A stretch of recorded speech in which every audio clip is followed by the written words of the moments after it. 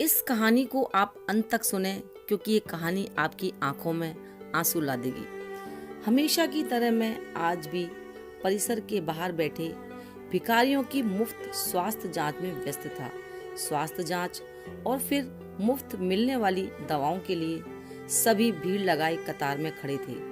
अनायास ही मेरा ध्यान एक बुजुर्ग की तरफ गया जो करीब ही एक पत्थर पर बैठे हुए थे।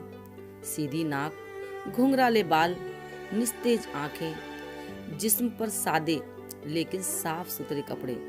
कुछ देर तक उन्हें देखने के बाद मुझे यकीन हो गया कि वो भिखारी नहीं हैं। उनका दायां पैर टखने के पास से कटा हुआ था और करीब ही उनकी बैसाखी रखी थी। फिर मैंने देखा कि आते जाते लोग उन्हें भी कुछ दे रहे थे और वे लेकर रख लेते थे। मैंने सोचा कि मेरा ही अंदाज गलत था, वो बुजुर्ग भिखारी ही हैं। उत्सुकतावश मैं उनकी तरफ बढ़ा तो कुछ लोगों ने मुझे आवाज लगाई, उनके करीब ना जाएं डॉक्टर साहब, वो बूढ़ा तो पागल है। लेकिन मैं उन आवाज़ों को नज़रअंदाज करता उनके पास गया। सोचा कि जैसे दूसरों के सामने वे अपना हाथ फैला रहे हैं वैसे ही मेरे सामने भी हाथ करेंगे। लेकिन मेरा अंदाज फिर चूक गया। उन्होंने मेरे सामने हाथ नहीं फैलाया। मैं उनसे बोला, बाबा आपको भी कोई शारीरिक परेशानी है क्या? मेरे पूछने पर वे अपनी बैसाखी के सहारे धीरे से उठते हुए बोले, good afternoon doctor, I think I may have some eye problem in my right eye. इतनी बढ़िया अंग्रेजी सुनकर मैं अवाक रह गया। फिर मैंने उनकी आंखें देखी। पका हुआ मोतियाबिंद था उनकी आंखों में। मैंने कहा, मोतियाबिंद है बाबा, ऑपरेशन करना होगा। बुजुर्ग बोले, oh cataract, I had cataract operation in 2014 for my left eye in Ruby hospital. मैंने पूछा, बाबा आप यहाँ क्या कर रहे हैं? बुजुर्ग, मैं तो यहाँ रोज ही 2 घंटे भीख मांगता हूँ सर। मैं, ठीक है लेकिन क्यों बाबा? मुझे तो लगता है आप बहुत पढ़े लिखे हैं। बुजुर्ग हंसे और हंसते हुए बोले, पढ़े लिखे? मैंने कहा, आप मेरा मजाक उड़ा रहे हैं बाबा। Oh no doctor, why would I, sorry if I hurt you. मैं, हर्ट की बात नहीं है बाबा, लेकिन मेरी कुछ समझ में नहीं आ रहा है। बुजुर्ग, समझ कर भी क्या करोगे डॉक्टर? अच्छा ओके, चलो हम उधर बैठते हैं, वरना लोग तुम्हें भी पागल ही कहेंगे। और फिर बुजुर्ग हंसने लगे। करीब ही एक वीरान टपरी थी। हम दोनों वहीं जाकर बैठ गए। Well doctor, I am mechanical engineer. बुजुर्ग ने अंग्रेजी में ही शुरुआत की। मैं कंपनी में सीनियर ऑपरेटर था। एक नए ऑपरेटर को सिखाते हुए मेरा पैर मशीन में फंस गया था और ये बैसाखी हाथ में आ गई। कंपनी ने इलाज का सारा खर्चा किया और बाद में कुछ रकम और सौंपी और घर पर बिठा दिया, क्योंकि लंगड़े बैल को कौन काम पर रखता है सर। फिर मैंने उस पैसे से अपना ही एक छोटा सा वर्कशॉप डाला, अच्छा घर लिया। बेटा भी मैकेनिकल इंजीनियर है। वर्कशॉप को आगे बढ़ाकर उसने एक छोटी कंपनी और डाली। मैं चकराया, बोला, बाबा तो फिर आप यहाँ इस हालत में कैसे? बुजुर्ग, मैं किस्मत का शिकार हूँ। बेटे ने अपना बिजनेस बढ़ाने के लिए कंपनी और घर दोनों बेच दिए। बेटे की तरक्की के लिए मैंने भी कुछ नहीं कहा।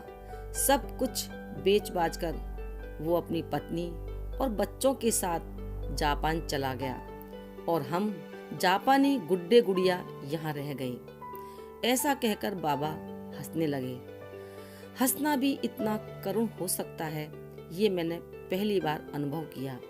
फिर बोला, लेकिन बाबा आपके पास तो इतना हुनर है कि जहाँ लात मारे वहाँ पानी निकाल दे। अपने कटे हुए पैर की ओर ताकते हुए बुजुर्ग बोले, लात कहाँ और कैसे मारूं? बताओ मुझे। बाबा की बात सुन मैं खुद भी शर्मिंदा हो गया। मुझे खुद बहुत बुरा लगा। फिर मैं बोला, बाबा, आज भी आपको कोई भी नौकरी दे देगा, क्योंकि अपने क्षेत्र में आपको इतने सालों का अनुभव है। बुजुर्ग, यस डॉक्टर, और इसी वजह से मैं एक वर्कशॉप में काम करता हूँ। 8,000 रुपये तनख्वाह मिलती है मुझे। मेरी तो कुछ समझ ही नहीं आ रहा था।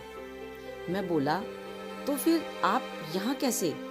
बुजुर्ग, डॉक्टर, बेटे के जाने के बाद मैंने एक चौल में एक टीन की छत वाला घर किराए पर लिया। वहाँ मैं और मेरी पत्नी रहते हैं। उसे पैरालिसिस है, उठ बैठ भी नहीं सकती। मैं 10 से 5 नौकरी करता हूँ।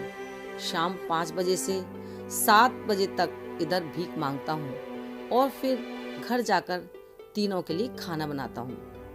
आश्चर्य से मैंने पूछा, बाबा, अभी तो आपने बताया कि घर में आप और आपकी पत्नी हैं, फिर ऐसा क्यों कहा कि तीनों के लिए खाना बनाते हो? बुजुर्ग, डॉक्टर, मेरे बचपन में ही मेरी माँ का स्वर्गवास हो गया था। मेरा एक जिगरी दोस्त था। उसकी माँ ने अपने बेटे जैसे ही मुझे भी पाला पोसा। 2 साल पहले मेरे उस जिगरी दोस्त का निधन हार्ट अटैक से हो गया, तो उसकी 92 साल की माँ को मैं अपने साथ अपने घर ले आया। तब से वो भी हमारे साथ ही रहती है। मैं अवाक रह गया। इन बाबा का तो खुद का भी हाल बुरा है। पत्नी अपंग है, खुद का एक पाँव नहीं, घर बार भी नहीं। जो भी था वो बेटा बेचकर चला गया, और ये आज भी अपने मित्र की माँ की देखभाल करते हैं। कैसे जिंदा दिल इंसान है ये। कुछ देर बाद मैंने सामान्य स्वर में पूछा, बाबा, बेटा आपको रास्ते पर ले आया, ठोकरे खाने को छोड़ गया, आपको गुस्सा नहीं आता उस पर? बुजुर्ग, नो डॉक्टर, अरे वो सब तो उसी के लिए कमाया था। जो उसी का था उसने ले लिया, इसमें उसकी गलती कहाँ है? लेकिन बाबा, मैं बोला, लेने का ये कौन सा तरीका हुआ भला? सब कुछ ले लिया, ये तो लूट हुई। अब आपके यहाँ भीख मांगने का कारण भी मेरी समझ में आ गया है बाबा। आपकी तनख्वाह के 8,000 रुपयों में आप तीनों का गुजारा नहीं हो पाता, इसलिए आप यहाँ आते हो। बुजुर्ग, no, you are wrong doctor. 8,000 रुपये में मैं सब कुछ मैनेज कर लेता हूँ, लेकिन मेरे मित्र की जो माँ, उन्हें डायबिटीज और ब्लड प्रेशर दोनों हैं। दोनों बीमारियों की दवाई चल रही है उनकी। बस 8,000 रुपये में उनकी दवाइयाँ मैनेज नहीं हो पाती। मैं 2 घंटे यहाँ बैठता हूँ, लेकिन भीख में पैसों के अलावा कुछ भी स्वीकार नहीं करता। मेडिकल स्टोर वाला उनकी महीने भर की दवाएं मुझे उधार दे देता है, और यहाँ 2 घंटे में जो भी पैसे मुझे मिलते हैं वो मैं रोज मेडिकल स्टोर वाले को दे देता हूँ। मैंने अपलक उन्हें देखा और सोचा, इन बाबा का तो खुद का बेटा इन्हें छोड़कर चला गया, और ये खुद किसी और की माँ की देखभाल कर रहे हैं। मैंने बहुत कोशिश की, लेकिन खुद की आंखें भर आने से नहीं रोक पाया। भरे गले से मैंने फिर कहा, बाबा, किसी दूसरे की माँ के लिए आप यहाँ रोज भीख मांगने आते हो? बुजुर्ग, दूसरे की? अरे मेरे बचपन में उन्होंने बहुत कुछ किया मेरे लिए, अब मेरी बारी है। मैंने उन दोनों से कह रखा है कि मैं 5 से 7 मुझे एक काम और मिला है। मैं मुस्कुराया और बोला, और अगर उन्हें पता लग गया कि 5 से 7 आप यहाँ भीख मांगते हो तो? बुजुर्ग, अरे कैसे पता लगेगा, दोनों तो बिस्तर पर हैं। मेरी हेल्प के बिना वे करवट तक नहीं बदल पाती, यहाँ कहाँ पता करने आएंगी? हा हा हा। बाबा की बात सुनकर मुझे भी हंसी आई, लेकिन मैं उसे छिपा गया और बोला, बाबा, अगर मैं आपकी माँ जी को अपनी तरफ से नियमित दवाई दूं तो ठीक रहेगा ना? फिर आपको भीख भी नहीं मांगनी पड़ेगी। बुजुर्ग, नो डॉक्टर, आप भिखारियों के लिए काम करते हैं। माँ जी के लिए आप दवाएं देंगे तो माँ जी भी तो भिखारी कहलाएंगी। मैं अभी समर्थ हूँ डॉक्टर, उनका बेटा हूँ मैं। मुझे कोई भिखारी कहे तो चलेगा, लेकिन उन्हें भिखारी कहलवाना मुझे मंजूर नहीं। ओके डॉक्टर, अब मैं चलता हूँ। घर पहुँचकर अभी खाना भी बनाना है मुझे।